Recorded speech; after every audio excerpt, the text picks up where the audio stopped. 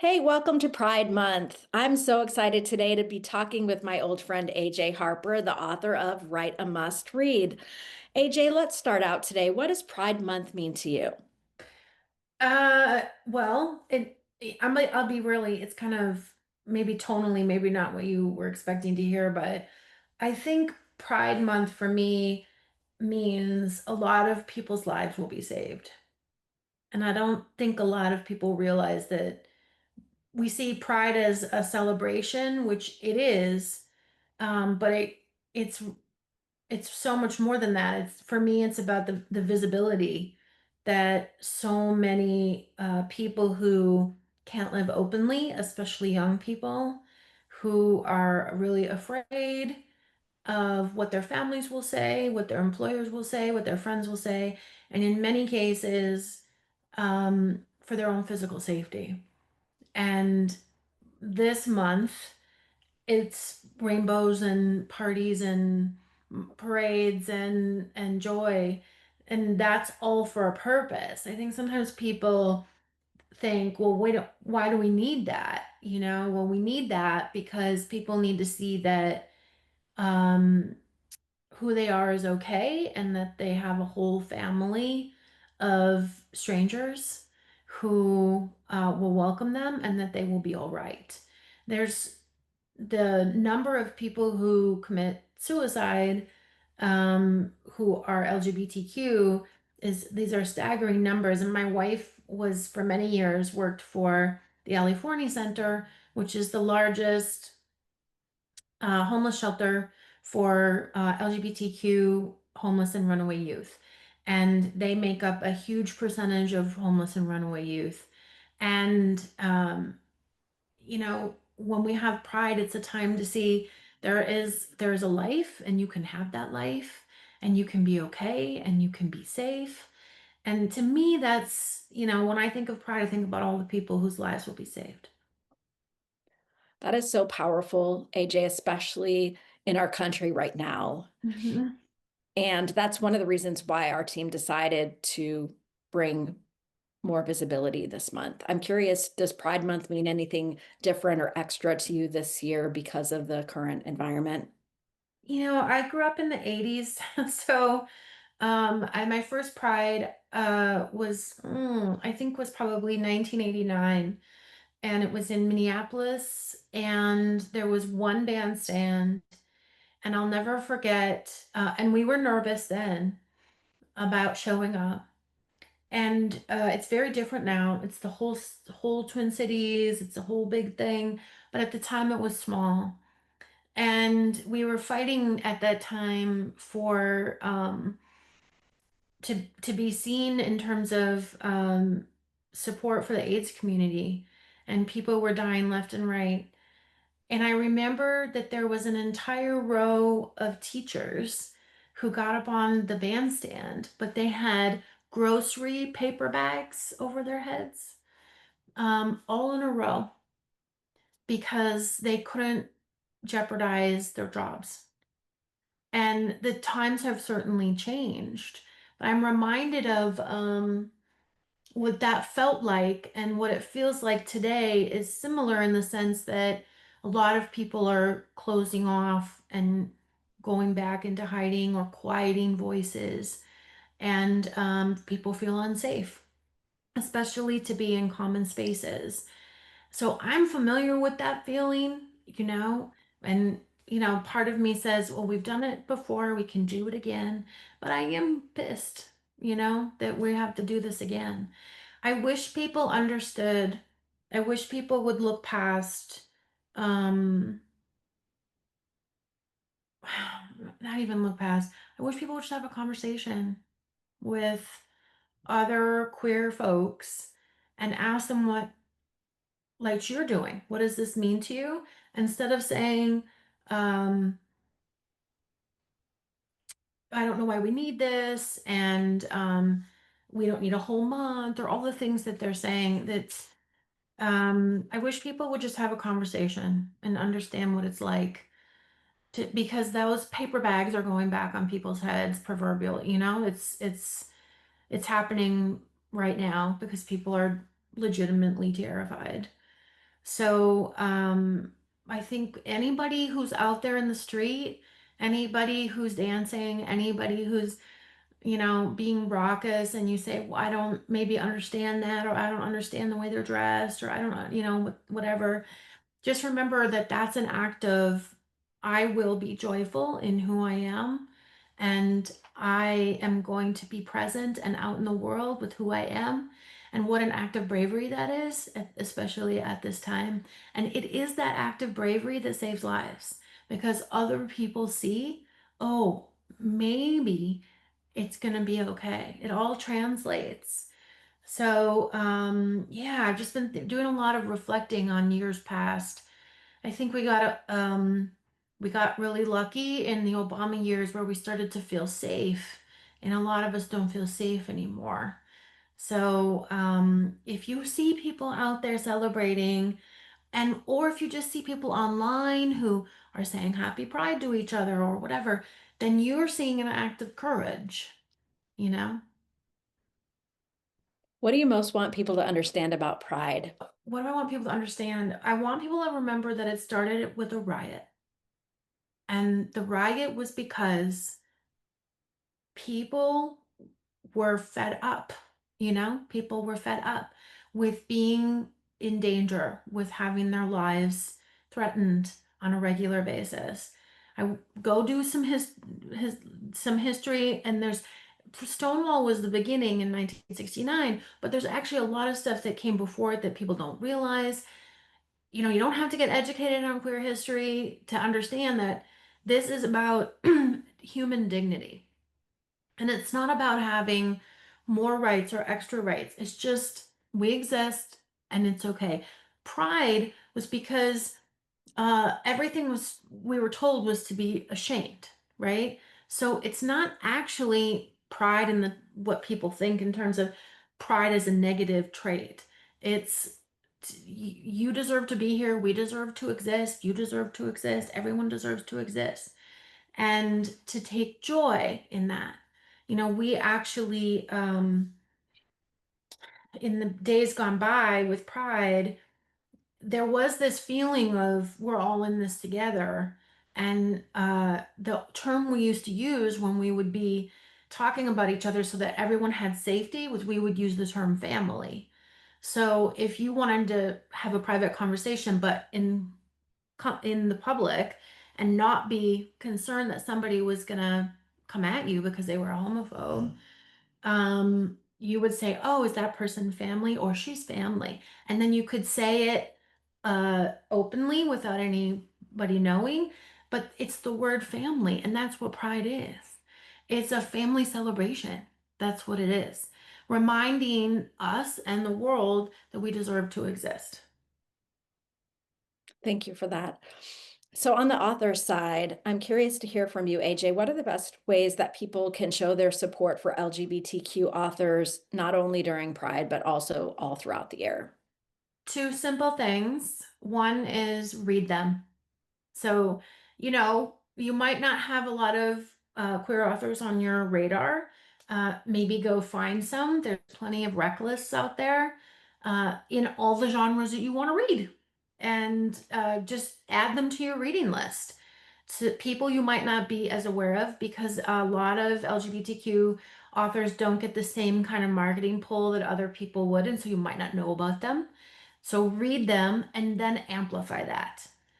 If you like a book, this is a great book. I love it. And it doesn't have to be in honor of Pride Month. Read this. It could just be, this is a damn good book. That's all we want. This is a really good book. And Mhm. don't feel that you can't read from LGBTQ authors or about LGBTQ characters. We're all just humans. You don't have to be one of us to be able to enjoy that book. There's so many great authors out there. So read and amplify. And you can amplify by sharing the book that you love on social. And then, of course, the thing Becky, that we all need, which is a freaking Amazon review. So go go make to take it's 10 seconds, y'all. It doesn't have to be a New York Times book review. Just this book is awesome is actually fine. Amazing. That's a good reminder. So, AJ, I always recommend your book, write a must read. I got on Threads right before we scheduled this interview, or right before we were set to talk, to recommend your book to others. So if you haven't already, everybody check out Write a Must Read. I actually had my husband read my copy. He's writing his first book and he loved Oh, it. He had it like on the end table as a ready reference so that he could remind himself of all the important concepts in your book. oh, thanks. I wish I had it behind. I just got into a new office, so there's all this nothing here except a few strays. So I will hopefully have it sitting there the next time I talk to you. Awesome. So any last thoughts about Pride Month from you, AJ? How will you celebrate? Um, I'm up at Lake Superior during Pride Month. I, I'm always supporting my fellow LGBTQ authors, so I'll be doing that. And I think just awareness, just awareness.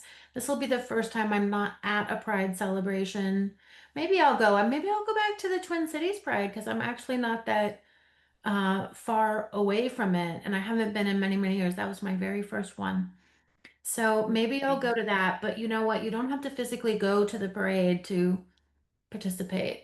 Also, I will just say one other thing, which is people think Pride is just this one march, but your community has many different events, some of them at churches and other religious institutions, art centers, community centers, museums, libraries, all over. If you just go to the local website for that Pride organization, you'll find so many cool things, film festivals, book things, all sorts of things. So go participate. Thanks so much. Joan and Jeanie, it's so good to be with you. Can you tell me what Pride Month means to you? Well, maybe I'll start. I think uh, right now in the world, as we see LGBTQ plus rights being eroded in other countries, we are very privileged as Canadians to live in a country where we have certain freedoms. And so it's even more poignant, even more meaningful uh, to have a month where we kind of focus on what's happening. We're having some of the same things happen. This happening in the United States about, books being taken out of libraries for young people, and young people, particularly trans young kids, losing support. So it's super important that we focus. And to me, that's what Pride is. It's a focus on kind of freedom and what matters.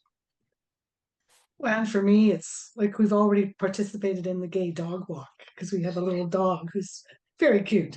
So for me, it's just celebrating with others, and everybody is there. LGBTQ and heterosexual and all that kind of stuff. It's all about just having fun and dressing your dog up funny with a pride. We of course had a pride collar on, and just being out there. And it's okay. You just laugh and watch the dog tricks, which are just abysmal. But we could probably ours could have, we didn't enter, but you could. So it's just that the normality of this, where everybody is just celebrating what can be considered very abnormal, and that is still going back to being that, right? Which is not, as Joan said, it's not great. It's not a safe thing, not a safe world anymore. We went across the border to the United States and we were terrified. They, asked us if we were lesbians because, well, we're married. Well, of course you'd say you're married. My sister said to me, "You're not going to the States, you're not going to tell them you're married." Well, yeah, of course we have to because we're a couple. We go through together anyway. So all those kinds of things. Pride Month says, well, let's just have fun for a while and celebrate with people who care about inclusion and diversity and equity. Bad words now, right? They're firing people for diversity, equity, and inclusion positions in the universities. Not good. I would say one other thing about Pride. I think those of us who are older have particular responsibilities in Pride now, because it's not like we can get back in the closet. Like, we out ourselves in our books, we out ourselves, we're married, passport gets scanned, it's obvious we're married. It's not like we can go back into the closet. And I think with that comes responsibilities of that privilege that we've had. to help young people who are having different kinds of experiences navigate that coming out, whatever that coming out means to them, because it's not the same as coming out 10 years ago when it was a much safer environment in Canada and the United States. Talk a little bit more about safety. Um, you know, it's interesting. You know, Jeanie and I have had this conversation, probably never had this conversation before 2 or 3 years ago. And I don't say never, because if we're planning on traveling to a particular country, we look at, you know, what we're facing and so on. We're not naive in this regard. But we have never had a conversation about whether or not we're safe in our own country and whether or not we would be safe crossing the border into the United States. Because I think for the first time in the recent past, in the last decade, we're kind of considered enemies of the state all of a sudden. And that's a very strange place to be. It's a very sad place to be. I'm sorry. It's a very sad place to be. Mm-hmm. You know, and Jeanie and I joke that because, you know, we have age in our to our advantage, because Yeah. you know, there's nothing more invisible than an older white woman. And so it lends itself to our safety, but it's a strange time. And I said that to Jeanie recently, didn't I? I said I never thought that I would feel unsafe in my home again, and now I do. Because when I was young, I felt that all the time. Yeah. Unsafe to walk on the street, unsafe to rent an apartment, unsafe to be out at work. I felt that when I was young. Mm-hmm. But we fought for all these rights, and now those rights are being eroded again. But not here, Joan. I mean, I don't feel safe. I don't feel unsafe at home at all. I feel Canada is a really safe place, and I know I might be naive because things can change, right? But I find it's a fabulous place. Well, so your work has been about appreciative inquiry and a lot about hope and resilience. So how does your Yes. work inform how you view pride or how you view your identity in the LGBTQ community? Oh, that's an interesting question. Let's start. You want me to start? Oh, I can start, but for me, it's for me, appreciative inquiry and resilience and all that is about just getting out there and being you, being me, right? And so, you know, that's part of, you know, what pride's all about is, you know, just be proud that you are who you are and celebrate with others who are also different in some way, right? And I think for me, the just the power that though that work has given us, the platform it has given us. Because when we do a talk, when we do a workshop, we're together. And in that workshop, we talk about being life partners and business partners and co-authors. And it's like there's this underpinning to our work of pride in who we are, and a challenge to everyone who works with us to stand with us, because it's there in all of our work. It's in the beginning of our book on resilience. We talk about you know, privilege and not, how we're very privileged as white women living in Canada, and how in a moment that privilege disappears when someone decides to take umbrage to our sexuality or our identity. And so I think it's an underpinning. One of the powerful things also, it offers some safety. I wouldn't say safety, but some safety to people in that workshop, to know that it's being led by people who understand power, privilege, and difference. Yeah. And that it's a core of our work. I think for me, what's really fun, it's the fun part of our life together. We're out there facilitating and leading a workshop or whatever we're doing. And people always, at the end of the day or sometime during the day, say we love the way you dance together, the two of you. And to me, we're representing what it is, the joy and what we're talking about, resilience and appreciative inquiry. actually representing that together, because we are so having so much fun together and we love each other so much, and we make it clear that we love each other. And there's such power in love. Yeah. That's, going back to your question, what does pride mean? Pride is love being outed into the world. And that's so powerful for people, that their love can stand in pride and be acknowledged and be seen and be celebrated and be made fun of and be uplifted and all of those things that pride brings us. Everyone deserves to love who they love. Yeah, for sure. So tell me about how your identity influences your creative process. We struggled with this question when you sent it to us, because it's interesting. You kind of have to step out of your identity and look back at your identity and say, are you influencing my creative process? But I think of course it does. All the experiences of our lives, me struggling as a young lesbian in a not a friendly environment influences how I see the world. And so I think the answer is it influences it 100%, but it's really complex to articulate exactly how.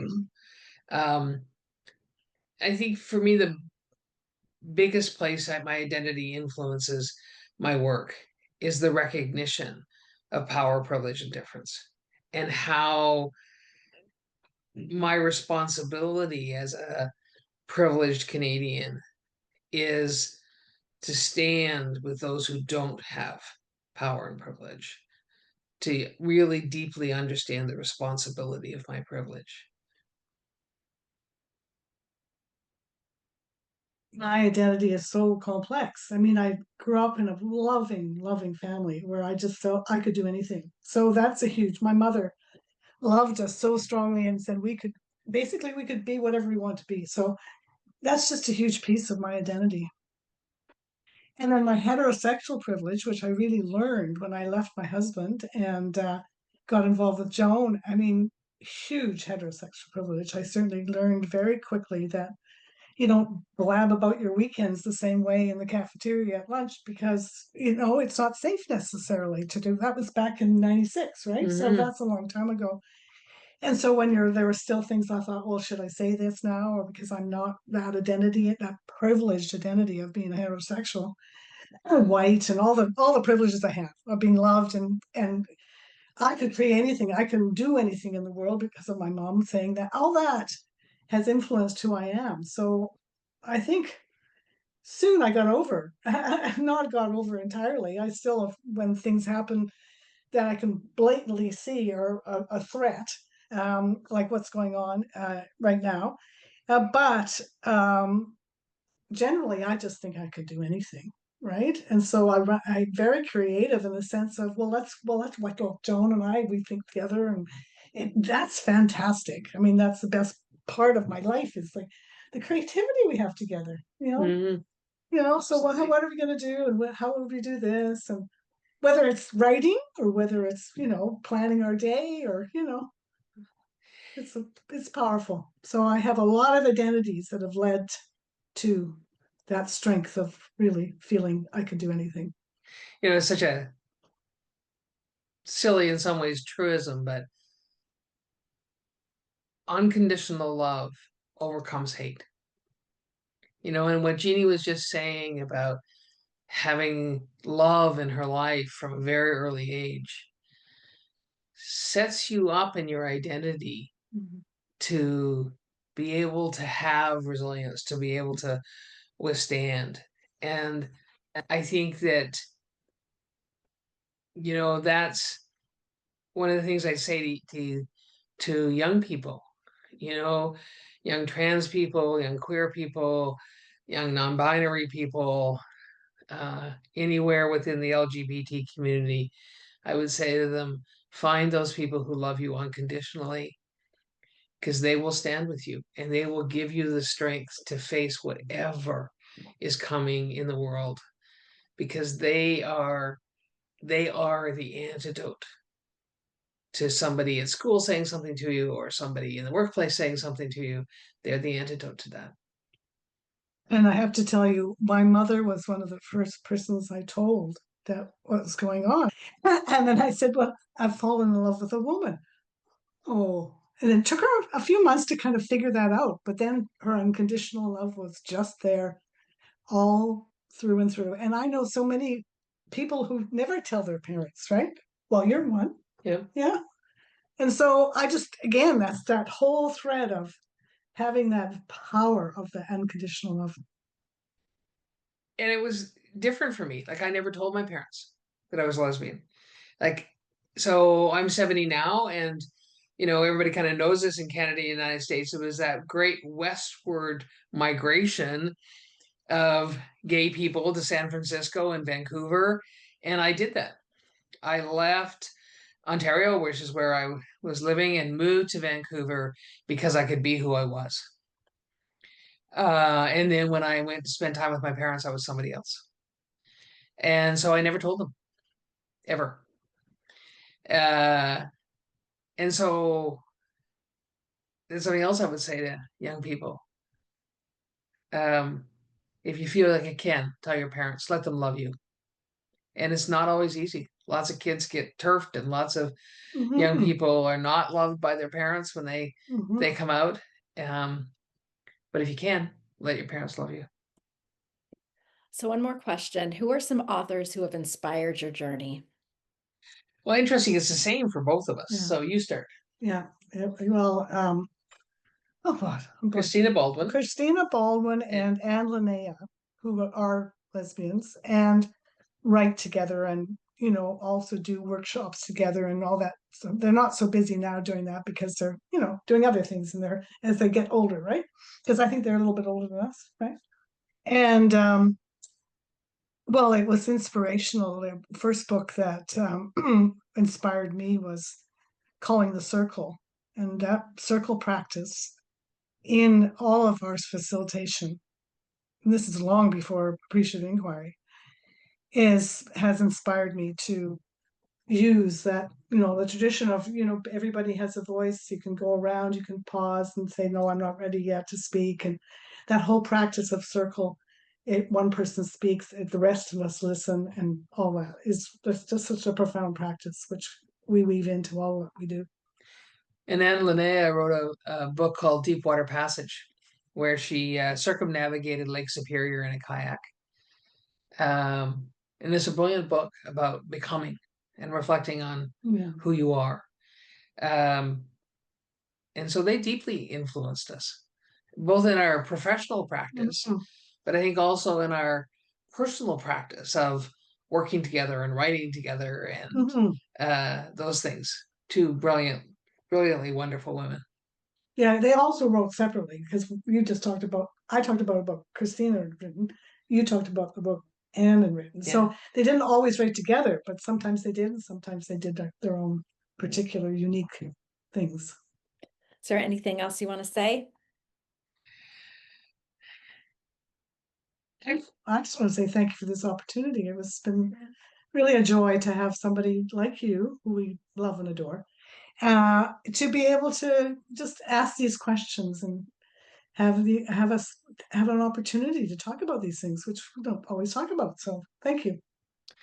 And I want to say the same thing. I would say that, Weaving Influence is an amazing organization. We love you.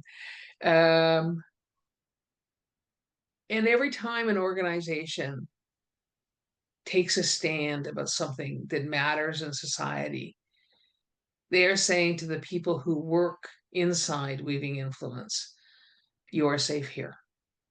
That there is safe haven if you come and work here. And that is a powerful message in a time when people need that.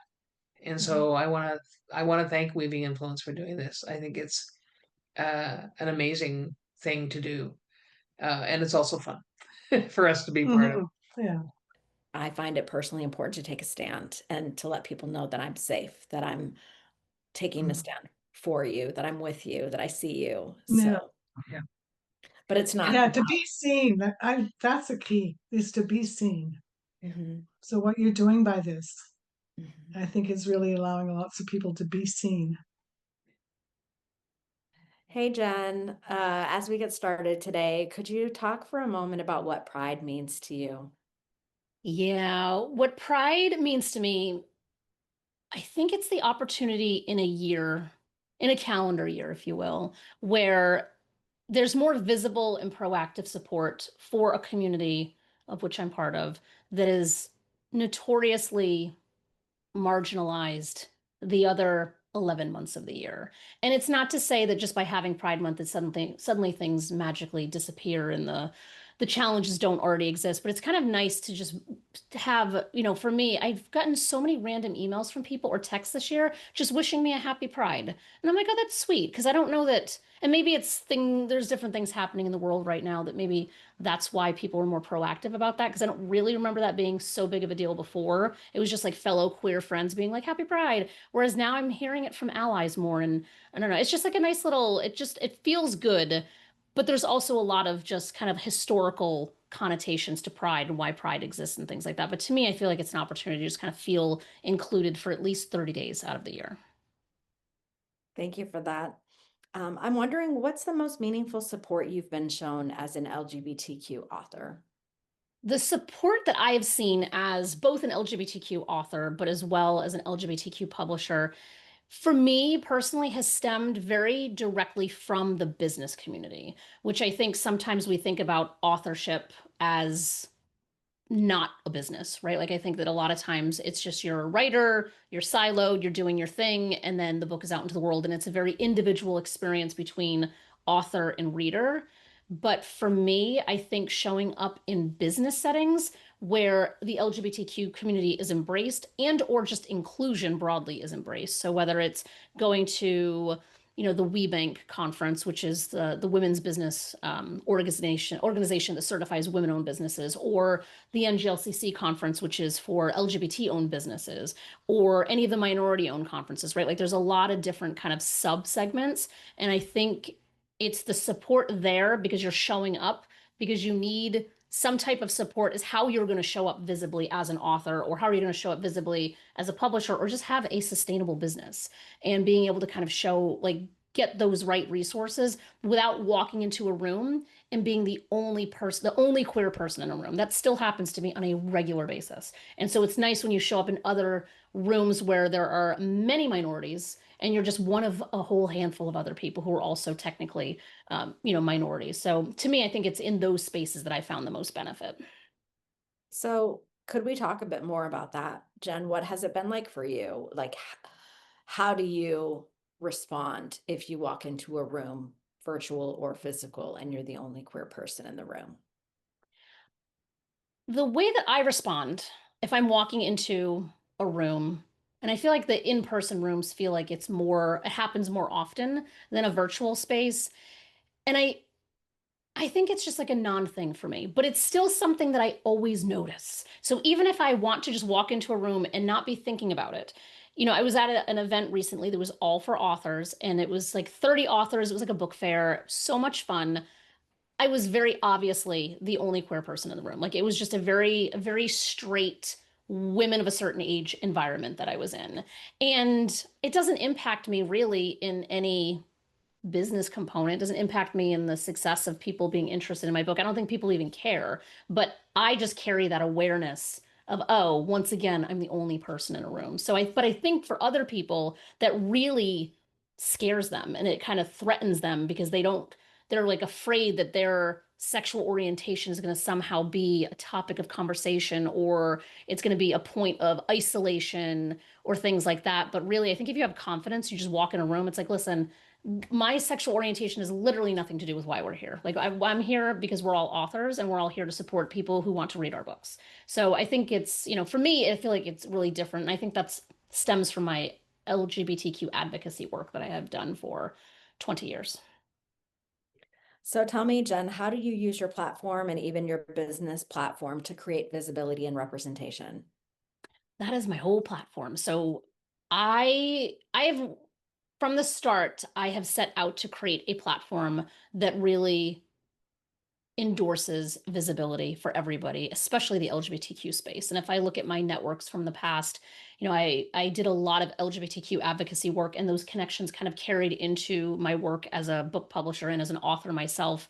And looking at those, just those connections and seeing that sometimes, like, you just want to know that you're going to be included or embraced when you're doing business with other people. So, as someone who is marketing books or publishing books or helping people write books, wherever you might be going, someone wants to be able to come to your company and say, "Oh, I don't even have to think about it. Becky's a super ally. Like, this is great. Like, I'm like, this isn't going to be a barrier to entry." Versus other times when you see organizations, you don't really know where they stand because a lot of companies don't actually have those types of things written in their value statement. Whereas, like, our mission statement very clearly talks about being a queer-owned company, a woman-owned company, and how we really focus on under-recognized voices. Yeah, that's amazing. So I'm curious if you were going to give some advice to young LGBTQ authors who are just starting their journey or exploring writing a book or exploring publishing a book, what would be your guidance for those authors? My advice to a young LGBTQ person who wants to write a book, I think would be, it's so simple, but I think it's just do it. Because I feel like for the longest time, if I go back in time to when I wrote my first book, which was 14 years ago, I think now, there were, like, I have a book called Beyond the Rainbow, and it's an LGBTQ book about how to, like, market and communicate around your business. When I wrote that book, the landscape for books like that was real minimal. I was doing the consulting work in like 2006, 2007, and there were not a lot of people doing that work. Now there's people everywhere doing that work. So I say that to say, like, if you see that there's a need in the market, or you see that there's tons of books in the market about the same thing that you're doing, there's still a place needed for your voice, because there are other people, especially queer people, who will probably prioritize purchasing a book from you because there's some kind of affinity between the two of us. So I think to just actually do it, because we get all wrapped up in our head to be like, oh, my voice doesn't matter, or no one wants to hear me. And then we kind of bring in all of those self-doubts and those gremlins, and then we add the whole other layer of sexual orientation or gender identity on top of it. And I think it gets really tricky for folks. So try to, like, just get rid of all the noise and just get it done. So is there anything you wish I would have asked you that you'd like to be able to say during Pride Month? Something you'd like to have heard? Just try to, like, acknowledge, like, your allyship, right? I would say that during Pride Month, one of the most important things that people can do, not people who are queer, but people who have someone queer in their life, who are working with authors who are part of the LGBTQ community, working with clients that are part of the community, students, whatever the case may be, your allyship matters 365 days a year. But during Pride Month, people are really watching what you're doing, because if you are saying that you're an ally for 11 months out of the year, and then you are quiet and it is crickets during Pride Month, and everybody is coming out in every direction being supportive of Pride, even if they technically have no place to do so because they're pandering and it's not really authentic, it's the opportunity for true allies to, like, really show up and get that kind of credit and that recognition that you deserve, because you are doing that hard work year round. So I feel like recognizing the allies that are around us is a really important thing to do, especially during June. Hi, Laura and Joy. So as we get started, Laura, I know that you want to talk about some of the authors who have impacted your journey. I have. The first one that comes to mind is Rita Mae Brown. She wrote Ruby Fruit Jungle, and her class, which was a classic, for lesbian readers back in the day, because we were so underground. And Rita Mae Brown wrote about a young woman who came of age and realized her identity. And so really that had an impact on me, and I think so many other lesbians back in the day. And Rita Mae Brown is still writing. She's changed her focus a little bit, but she had such a massive impact on me, as a young person, and being able to live my life out loud. So I would say she's number one. Number two is Patricia Cornwell. Patricia Cornwell is a mystery writer, who wrote about a lesbian detective. And so both of those writers, even though they're not talked about as much today with some of the other writers, have had such an impact on women in particular coming forward and being able to come out and to be who we are unapologetically. Amazing. Thank you for sharing that. Joy, let's talk about how you or the two of you have used your platform to create visibility and representation. We've put out our visibility and our vulnerability, not only for ourselves, but for the community. And it's important to show that and let people know how we really feel. And it's important that everybody is included in this. And safety is important. It's not a privilege. And we feel that safety hasn't been inclusive until now. Mainly for far too long, safety advice has been centered for the privileged. And we're rewriting the rules, to include women who have not been believed, for trans youth who have been treated like political pawns, instead of human beings. This is important to us. So let's talk about how you use your work at Street Smart Safety to make a difference for LGBTQ adults and youth. We have doubled down on our platform of women's safety to really focus, particularly this summer, on trans teens. They are first of all, underrepresented, under-discussed. And as we found out just within the last few months, that homeless trans teens lack safety, lack even the basic necessities that we take for granted. And, as Joy mentioned, not only are women overlooked and undervalued, but trans teens are just as overlooked and undervalued. And the safety statistics against trans teens are horrific. 38% report housing instability, and trans boys 38%, and non-binary youth 45%. So that's just homeless instability. And let's not even talk about the safety that goes with housing instability and being out on the streets and vulnerable to predators. Yeah, those are really scary. That's part of our outreach this summer. And, again, to double down on our platform for keeping women safe, but now to expand that platform for those trans teens, for them to feel included, for them to feel heard, and for them to feel safe. Amazing. So I'm going to ask my favorite question of this interview series is, what does pride mean to you?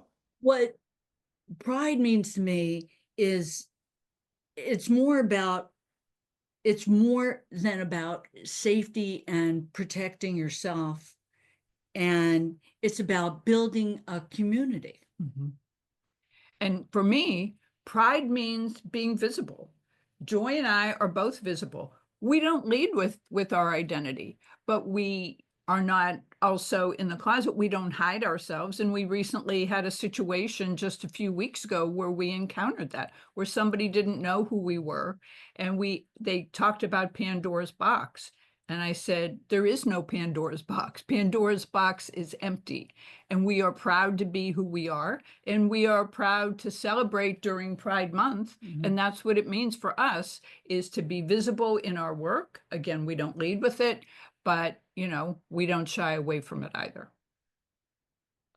Do you have any stories from your journey as lesbians in the world that, would be helpful for people here, just about a time that you've been able to show up with courage or encourage someone else? Or being able to show up as lesbians actually showed up in our lives a couple of weeks ago, We were at a retreat for Christian women who did not know our identity.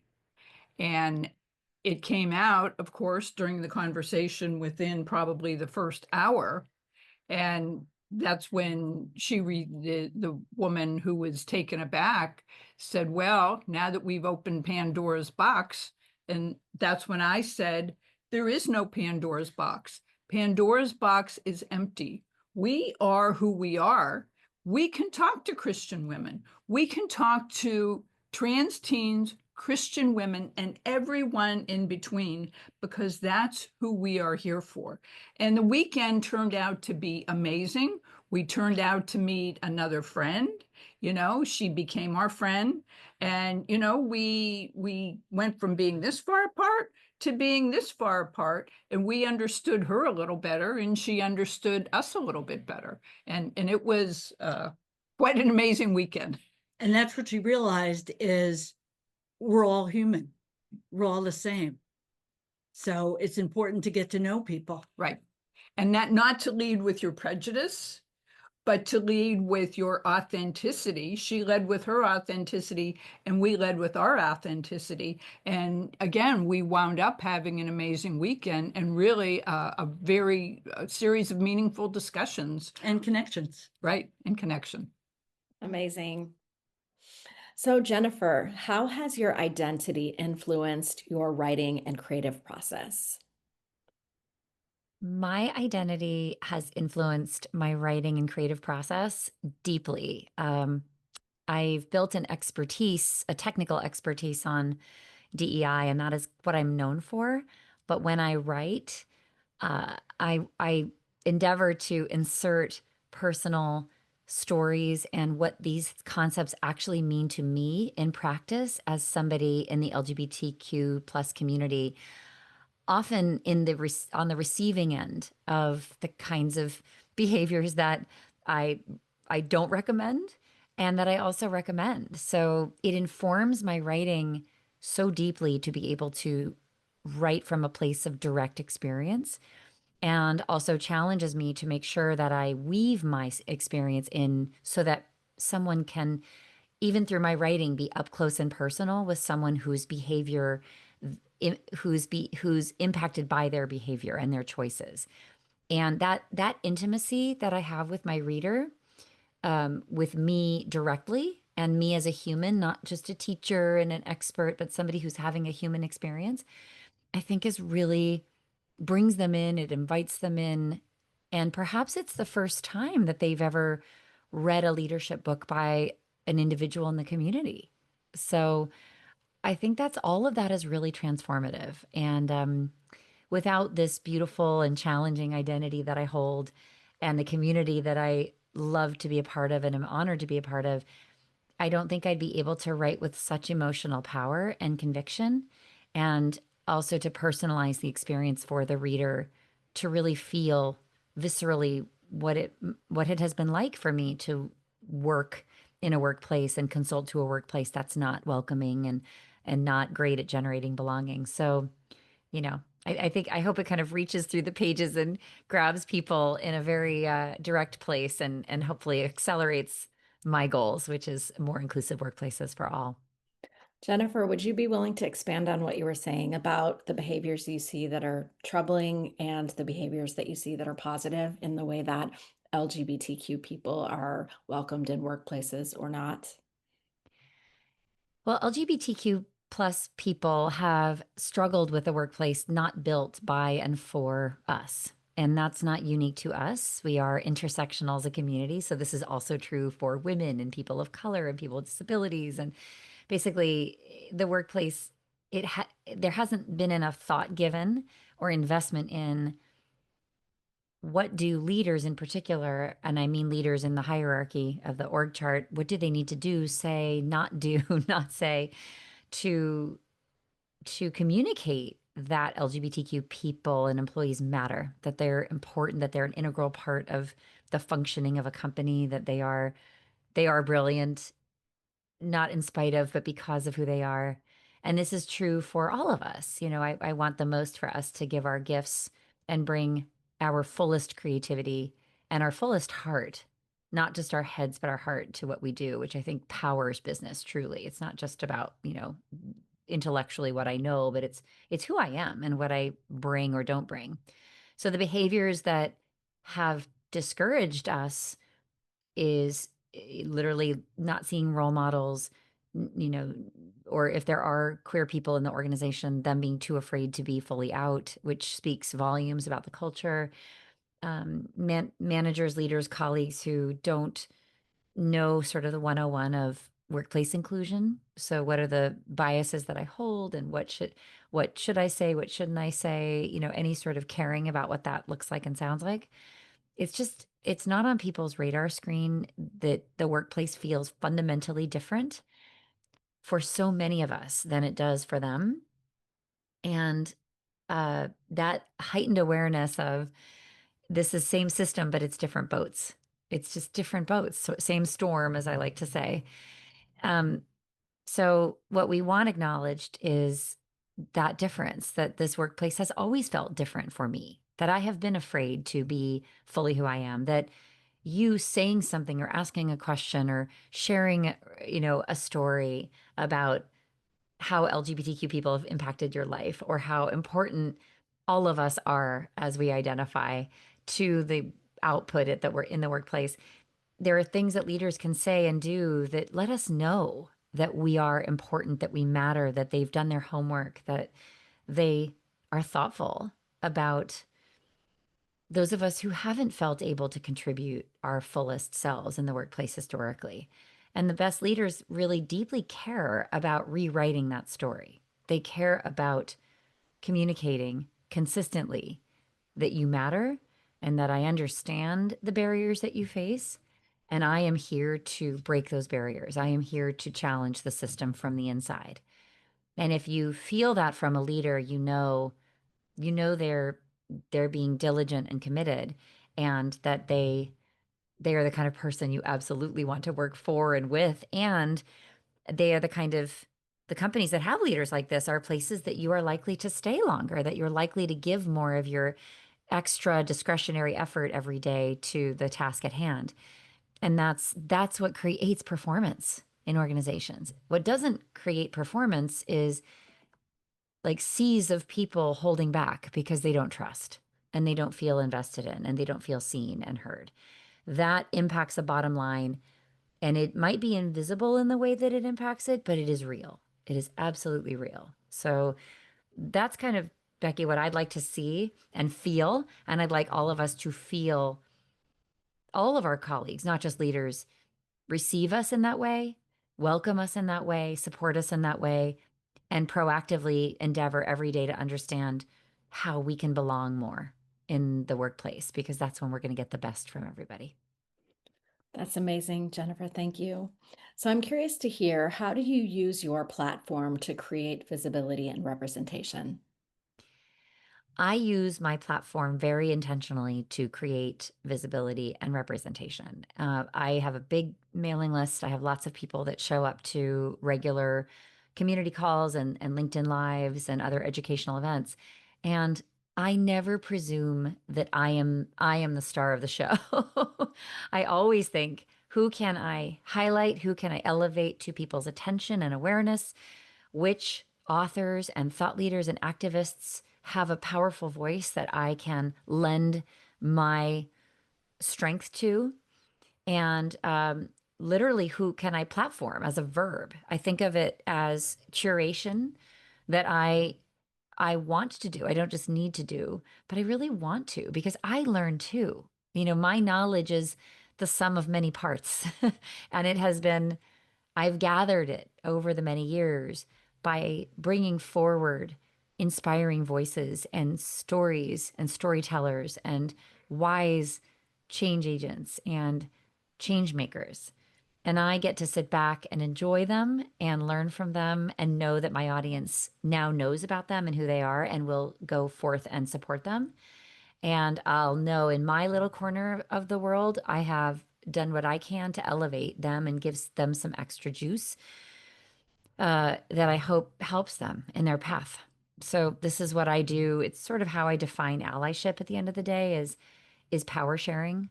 and whatever power I have built, and I mean power in the best, most generous, generative way, how am I sharing it every day? And that's what I do. So if you ever attend things that I do, you'll see that you might have learned about a lot of different people through me that you never knew existed, and that those people can influence your life and teach you and inspire you in different ways than I might. But I think it takes a village, and I think as many messengers of the message that we can have in this work, the stronger and the more sustainable the work is going to be. So that's how I've really thought about it. And I hope that others follow in the same path, and utilize their platforms in the same way that I have, which will just amplify and magnify exponentially and raise up the next generation voices. That's so great. I love to hear that. So as we wrap up today, Jennifer, I would love to hear what pride means to you.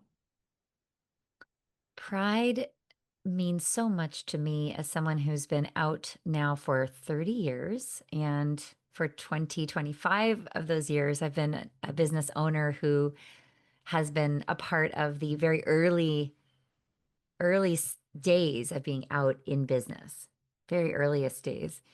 And it's just brought me nothing but joy and amazing humans, and magnetized so much opportunity to me and to us to be out and proud. So pride is a business strategy for some of us who have relied on the businesses that we've built and the message that we're carrying.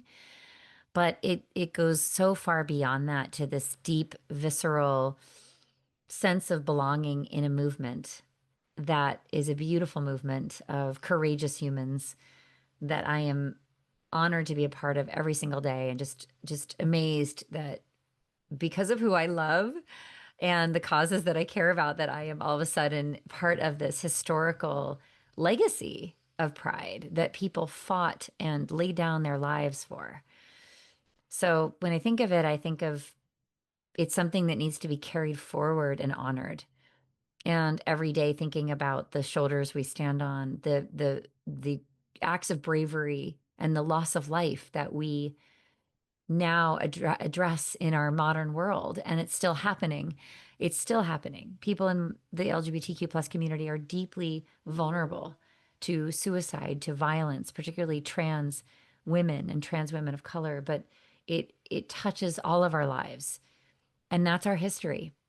And so to be proud of those lives is the antidote to all of that. To be extra proud, to celebrate, to find joy, to be fabulous and out there and fully expressed is a way, and the only way, of addressing the deep pain in our community and the deep beauty in our community. So pride never gets old, and in fact, it becomes more urgent. And it's very urgent in a year like this. Very urgent to not just stand for what is important to the community and always has been the values of our community, but really remembering that within our community we contain so many different identities that are under threat right now. So can we be elevating those stories, and not just of pain, but of joy and celebration and accomplishment and success and visibility and resilience and all those things that we've developed because we've had to. But it's turns out that it's a gorgeous and beautiful resilience and strength that we have now at our disposal. So let's be proud for our ancestors, our elders, our four humans, and then for all the young generations that are coming up that still face this world. Wherever you are in that equation, are you being proud enough? And are you elevating that? There's never enough, but it certainly allows me to get up every morning and feel full of purpose and full of the fight and full of passion and my own resilience, which actually my cup sort of depletes and then it fills up again. It depletes and then it fills up again. And that's just the dance of life. And doing it in community is actually what fills the cup back to overflowing. Your energy is so amazing, Jennifer. Thank you so much for sharing all of that with me. Paul, it is so good to see you again. And I want to start by asking, what does Pride Month mean to you? Thank you, Becky, and it's wonderful to see you as well. And thank you so much for all that you do and what your team and you are doing for this very, very special month in celebration of Pride. So, you know, I would love to say that Pride Month means to me the colorful rainbows and the wonderful smiles I see and the celebratory energy and vibe that I get from the folks of the world, of the community, both in any way, shape, or form, and not even in the Pride community, so to speak, but just enjoying that celebration. But it goes so much more than that. So when we really, because what happens with a Pride Month, it can get labeled and it could be very kind of superficial. And it becomes just sort of the labeling, which of this year has taken on like a whole nother meaning, right? But Pride Month is the embodiment. It's the integration.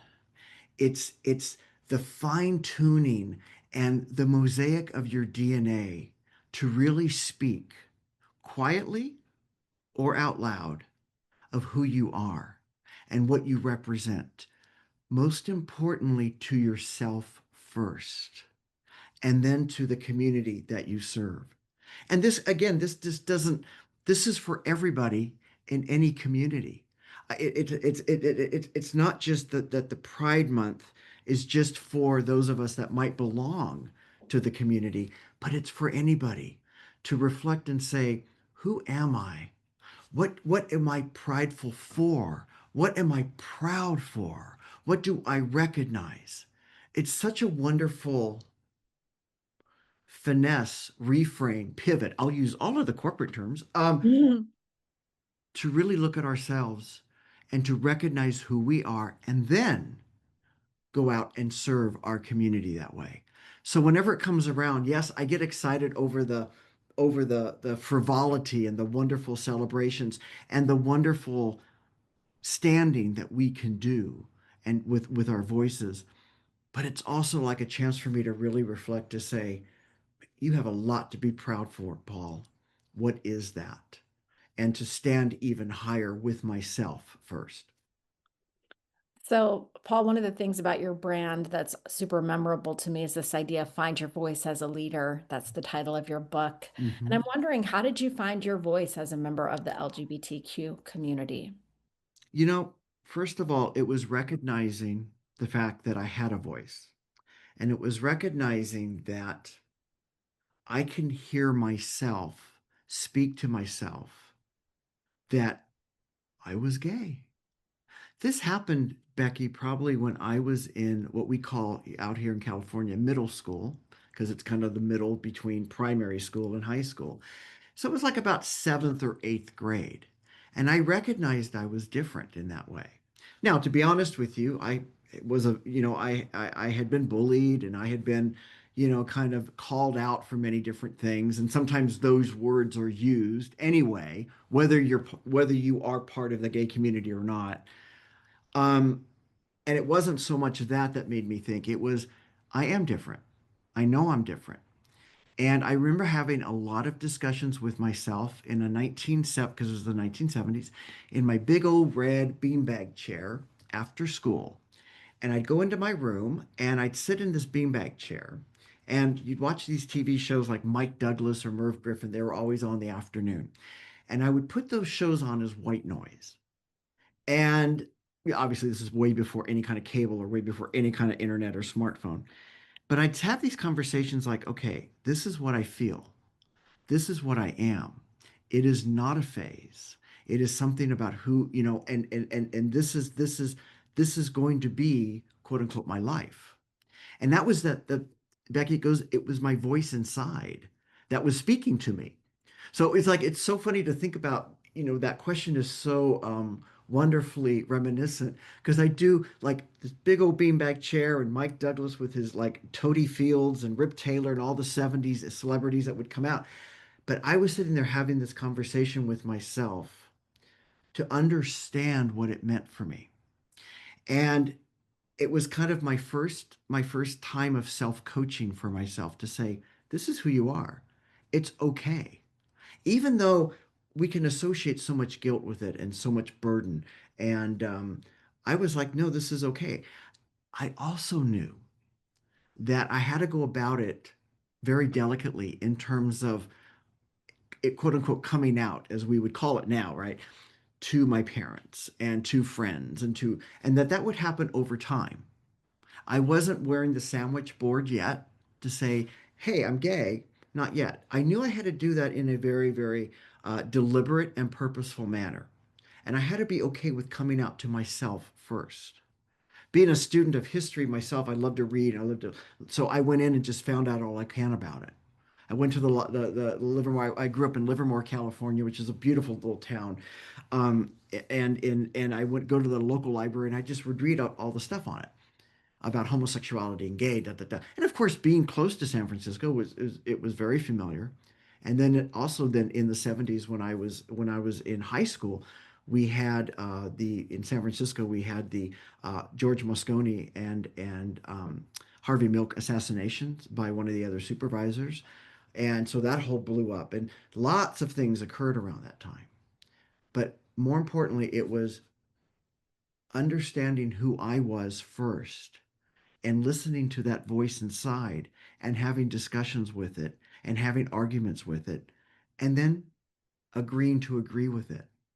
And that's how I kind of came into my own. I wish there was a magic potion around that. I wish we could throw out um, the models that we all like to use in coaching or leadership, but it really was the messiness of growth. And I knew that I could not stay in the same algorithm of that fixed state of what was expected of me as a child or teenager of the 70s, that this was an opportunity for me to do something and grow differently. And I wasn't quite sure what that was, but I was going to trust myself on it. That's amazing. So, Paul, would you talk to me about how your identity has influenced your writing or creative process?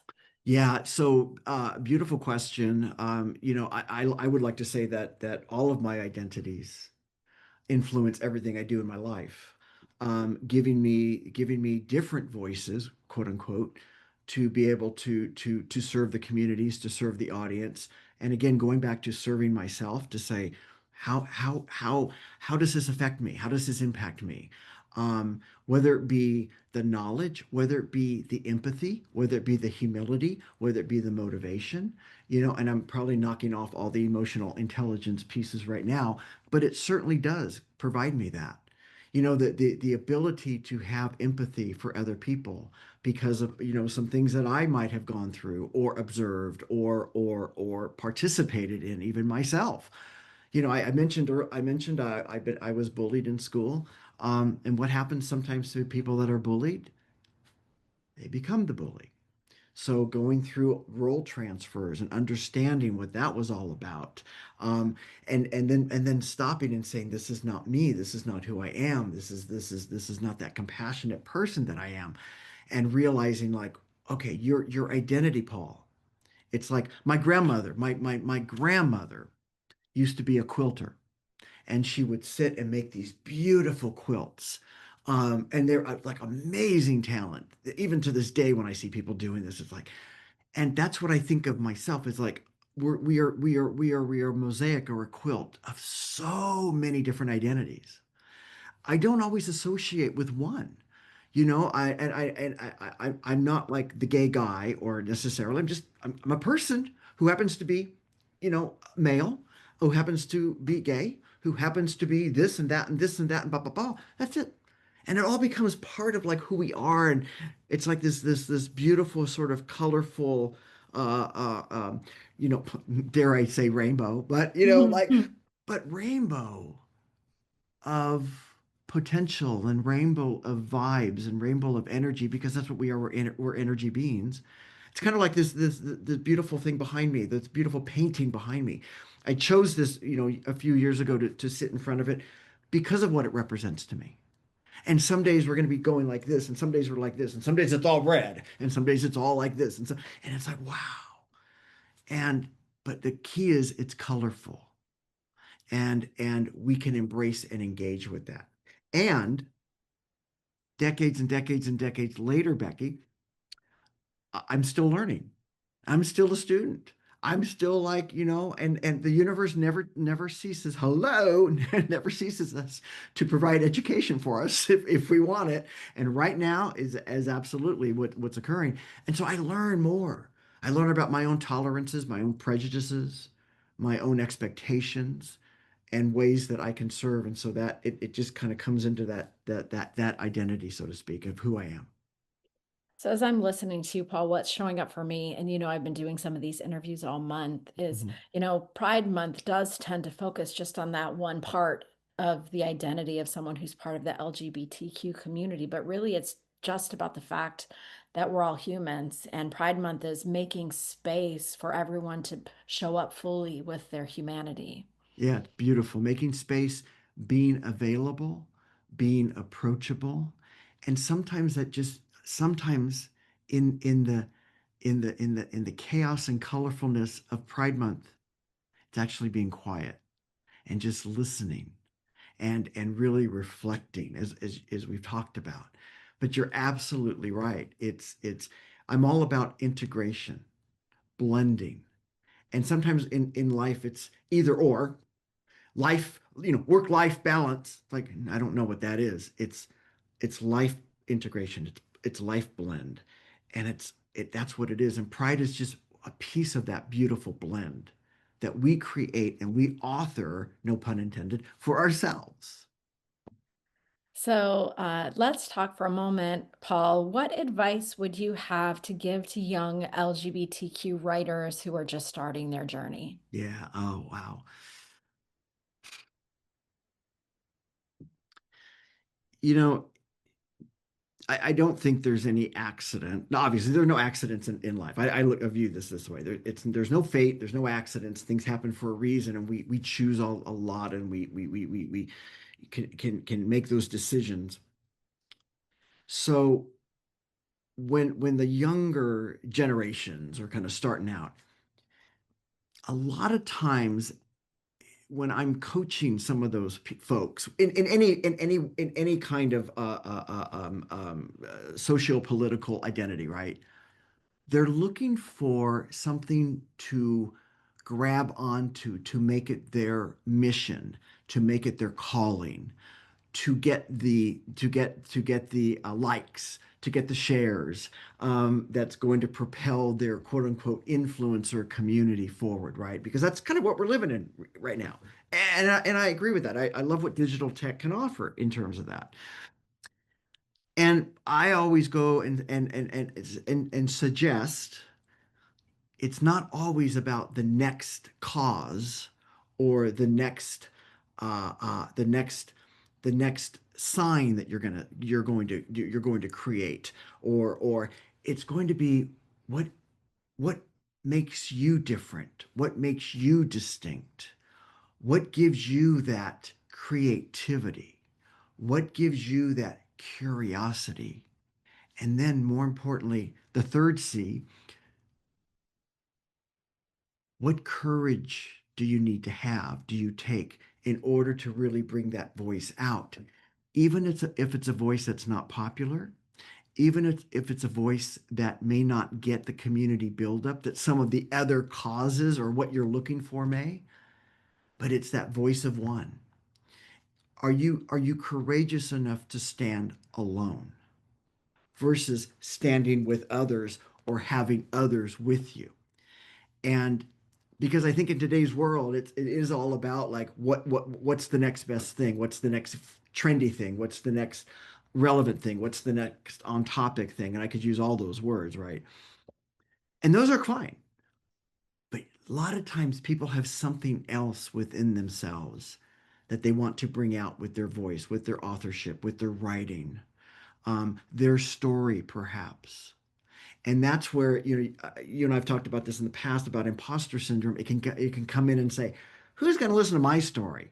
Who's got I'm not good enough. I'm a fake or fraud in this anyway. Imposter syndrome can come in, become the blanket that proverbial comes over, and thus we look for something else that's going to be cooler, more popular to do. Because when you are telling your story and you are telling your personal artifact, and you are telling the chapters that make up who you are, no matter what your age is. There's nothing more beautiful than that.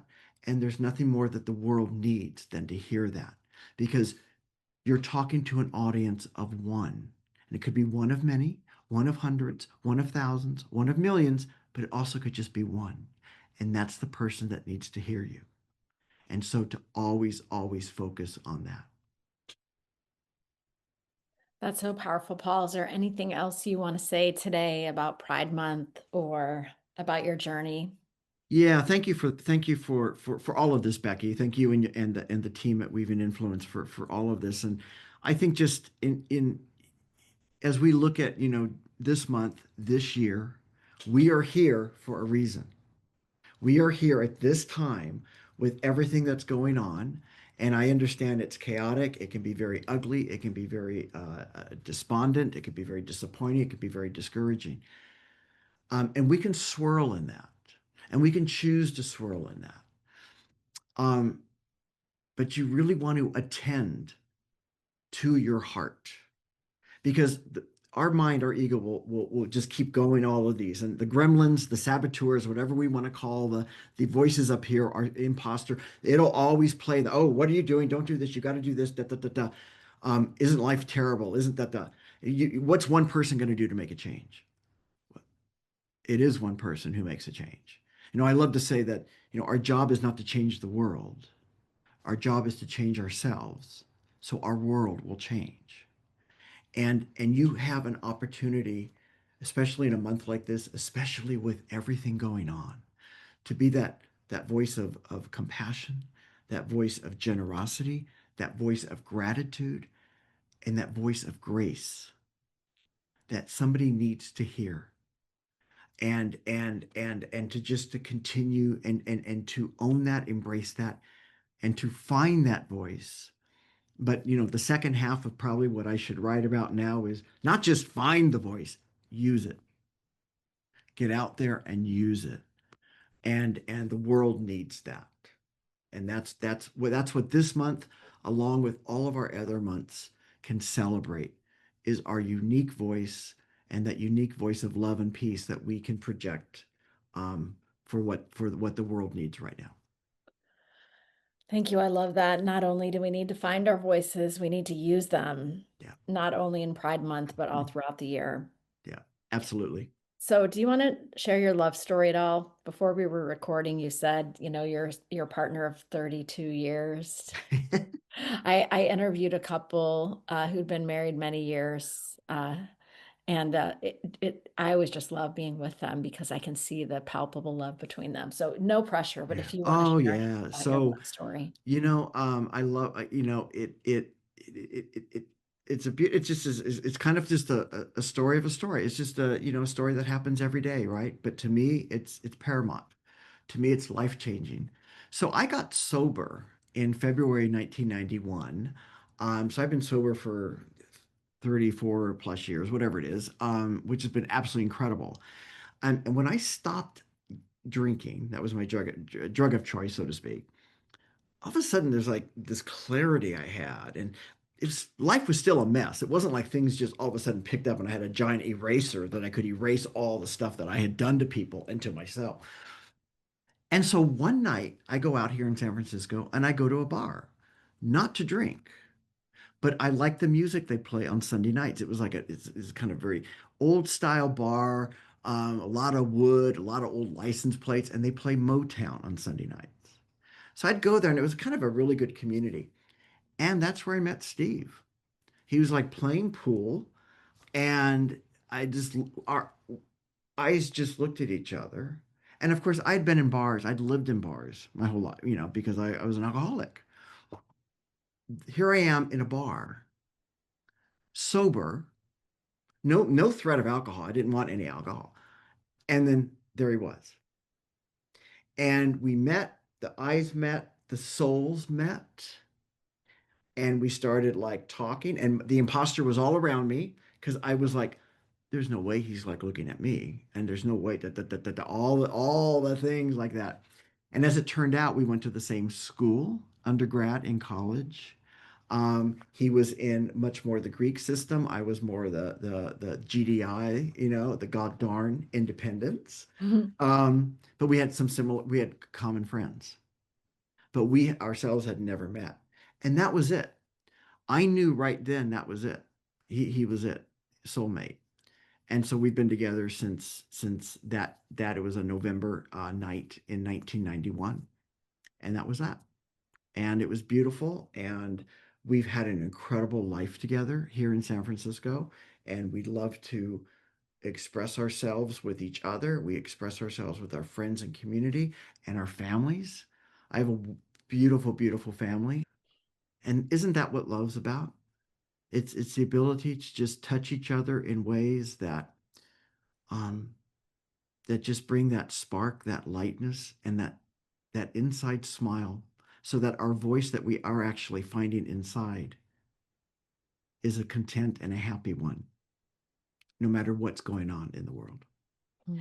Ginelle, it's so great to be with you. Would you tell me what Pride Month means to you? Yes, I feel like Pride Month means to me definitely celebrating who I am and who I want to be in the LGBTQ community. Um, I'm a bisexual and gender nonconforming person, so there's a lot of identities that matter to me in the community. But it's also about advocacy and change. There's a lot of scary things happening right now in the US in particular, and we need to change what's going on, by showing up, voting, protesting, donating my time and voice. So I feel like, yeah, there's a lot with Pride Month. It's not just about celebration, but it's also about needing change. Amazing. So, can you tell me about how you use your brand to create visibility and representation online? So I use my platform to create visibility and representation by showing up as my authentic self. I have a variety of identities that are important to me, whether that's being bisexual, genderqueer, having mental health struggles, being fat. And I feel like showing up fully as myself allows others to do the same. And it gives a voice to people who may not otherwise feel that they have one. I love it. Thank you. And can you tell me, Ginelle, about a time that you felt truly empowered as an LGBTQ author? So, a time that I felt truly empowered as an LGBTQIA author, I worked with a publicity team called Books Forward, and they just were absolutely incredible. They asked really thoughtful questions. They supported my identity. They asked me what pronouns I felt comfortable using. They brought me to a lot of LGBTQIA media resources. And if it was not LGBTQIA specific, they would make sure I felt comfortable with the outlets we were using. And they made sure that they were aware that I was non-binary and not a woman. And they just did a really good job supporting me, and I feel like that's so needed. So yeah, I just appreciate them a lot. I love that. So, Janelle, is there anything else you want to say about Pride? Hmm. Yeah, I recently was interviewed by WGBH, and I feel like I just really what I said at the end was that Pride is about celebration, but it's also about how upset we are with what's going on right now. I feel like there's a lot of things with the Tennessee Supreme Court upholding the ban on transgender youth care, gender affirming care, the LGBTQIA suicide hotline being shut down, the youth suicide hotline. There's just a lot of things that are really worth being upset about and really worth, advocating for change. So I am all for celebration and it's needed, but also like it's time to be upset as well. Robbie, it's so good to be with you again. I'm wondering if you could share with me the most meaningful support you've ever been shown as an LGBTQ plus author. So the most meaningful support I've received as an LGBTQ author, but also just entrepreneur, was 2 years ago. It was the first Friday of Pride Month, and I got on a Zoom call. My book had been out just a short amount of time, so I was definitely still talking about that a lot. It was a big public event that I was hosting, and I sort of casually mentioned that it was Pride Month and decided to put the little frame on that's got the progress flag. And as I was doing that, unplanned, I saw two people start to vigorously nod, and then they flipped theirs on. And then people in the chat started asking, how do you do that? When someone said, can allies do that? This was not an LGBT event. This was not an LGBT focused event. This was not an LGBT specific community. It was just an entrepreneurial space that I had created for years. And I knew some people a little bit, I knew some people a lot, and then some people were brand new. In fact, one of the people who flipped his filter on first was a gay man who I did not know was a gay man because I didn't know him. I just knew his name. And so he told me later, like how meaningful it was to him that people responded. And I took a screenshot and I put a little, I just saw it pop up in my memories on Facebook, how I did a little Happy Pride Month graphic on LinkedIn and Facebook. And just like that kind of unasked for support was really nice and a great way to kick off Pride. Amazing. I love that story. Thank you for sharing it. So I'm curious to hear from you, Robbie. How has your identity in the LGBTQ community influenced your writing or creative process? This is such an interesting question to think about how my identity as a member of the LGBTQ community, specifically, I'm an out trans guy, I identify as a queer person, how this influenced my creative writing process, my um, writing in general. I guess in some ways, I feel that when we talk about like, should I write this book and is anyone going to care? I always am reminded that my unique experience is mine. And so even if there are other people in the world speaking about my topic, generally speaking similar, I still know I have a unique vantage point and that when we find other people who we can relate to, it's really important. And so I want to be someone that others can relate to. And I think that one thing that really comes into play is my desire to be really inclusive. And so I can't say I'm 100% about this, but I work so hard to have inclusive language, to teach inclusive practices and strategies, whether it's networking at conferences, it's how we leverage our existing network for creating pipelines, whether it's how we're designing transformative virtual events. I want to always be thinking about how do we make spaces where people can show more of themselves. They could bring more of who they are into the space and not feel constrained or restricted by like the shoulds of the world. And I think like once you break out of a box as a openly queer trans person, you create space for others to follow, even if it's not about their identity in the same way. Like you're giving them permission to write their book at night instead of in the morning. Like little things that I know I've talked to really openly. I'm like, this is my process. It may or may not be yours, but I just want you to know, like you can create your own path forward. And that I think is rooted in my own understanding of how I show up in the world. That is really powerful, making space for people to be who they are. So I'm curious, Robbie, who were the LGBTQ plus authors who inspired you when you were starting out? Any opportunity I have to share my inspiring author, particularly LGBT authors, I want to take advantage of. And one that always comes to mind is Dory Clark. Uh, I've known Dory a long time. We met at a leadership informational session about a leadership program that she did that year and I did a few years later back in like 2008. Um, she has seen what was ahead of me before I could. Like so many times she saw what was around the corner and seeing her path as an author, multiple books, speaking career, coaching, consulting, teaching at business schools, is all very, very inspiring. But also, I've learned so much about her process. When she wanted to learn something, she would interview 50 people on the topic and then write a book so that we all could learn. And it's been great to witness. But also her ongoing encouragement. I mean, I'm doing the work today as a book launch strategist because she asked me 3 or 4 times in 7 years, like, why aren't you doing that? And I was finally like, all right, I'm ready to actually consider this question. So I'm really excited to be able to put her name out into the world whenever I can. Well, since you told me before we started recording that you have a brand new book coming out very soon, I'm not going to miss this opportunity for you to talk about your latest book, Robbie. So go for it. Well, I have to say, I'm now about to release book 4, and I think in some ways, as someone who works with authors, this gives me such empathy. Like, to, like it's not like I can't remember the process, but being in the process gives me great empathy for other authors who are going through the same process. I'm right in the midst of a launch sequence, and here's the meta part: the book is about launching books. So it has to do well. So there is definitely a little bit of professional pressure. It's called Launch Your Book, an entrepreneur's guide to reviews that drive revenue. And it's my book launch strategies. It shows entrepreneurs how to build launch teams that lead to 50 or more Amazon reviews and builds a pipeline from the book to the business. Robbie, is there anything else you want to say about Pride Month or about your identity in the LGBTQ community or about how allies can make a bigger difference?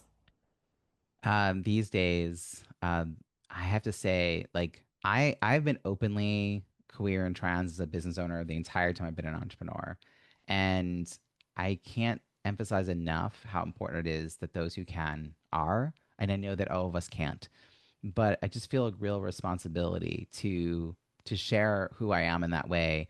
It is not the thing I think about all the time because I live a really kind of safe, comfortable space. I'm very, very fortunate and blessed in that way.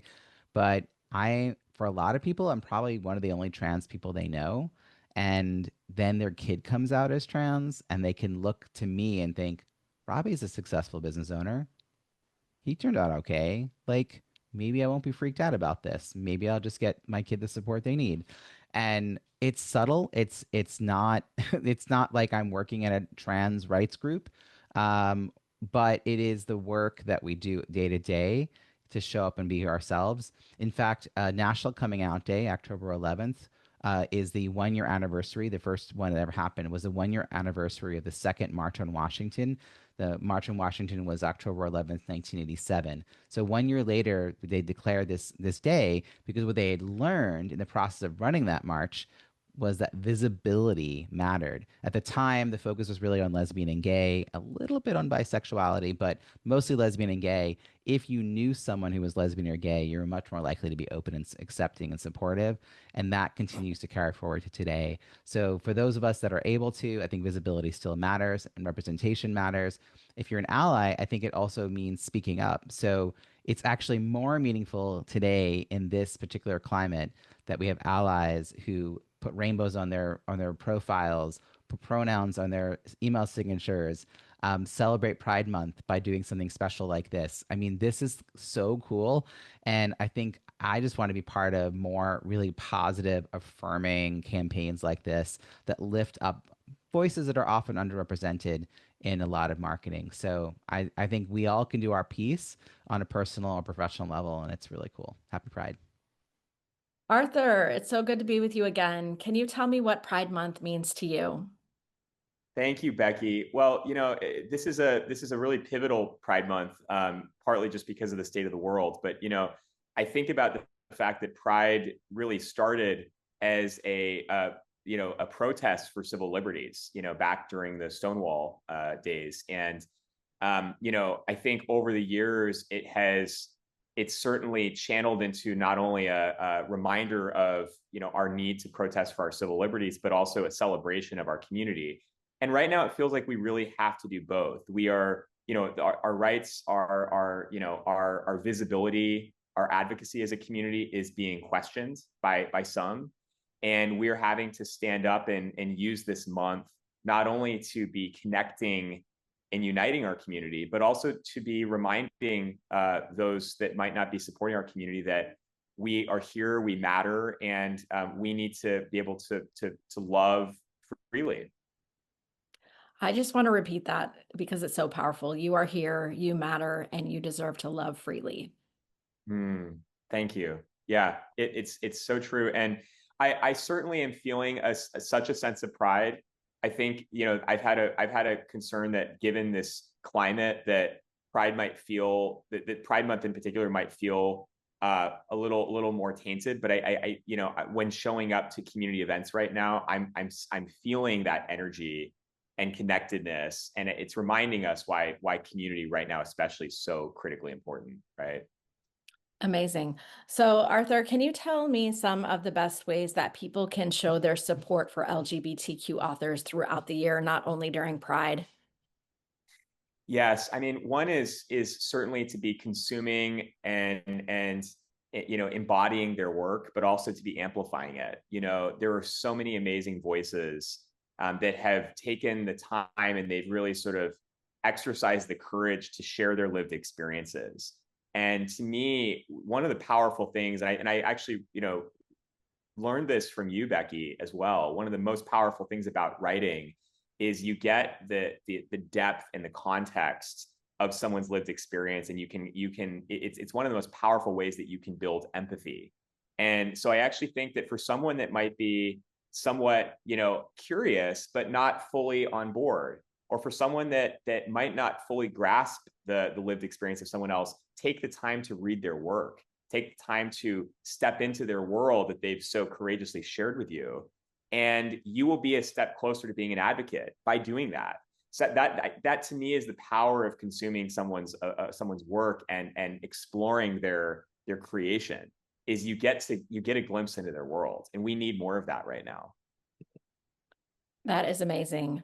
So I'm curious to hear, how has your identity influenced your writing or creative process, or even your entrepreneurial journey?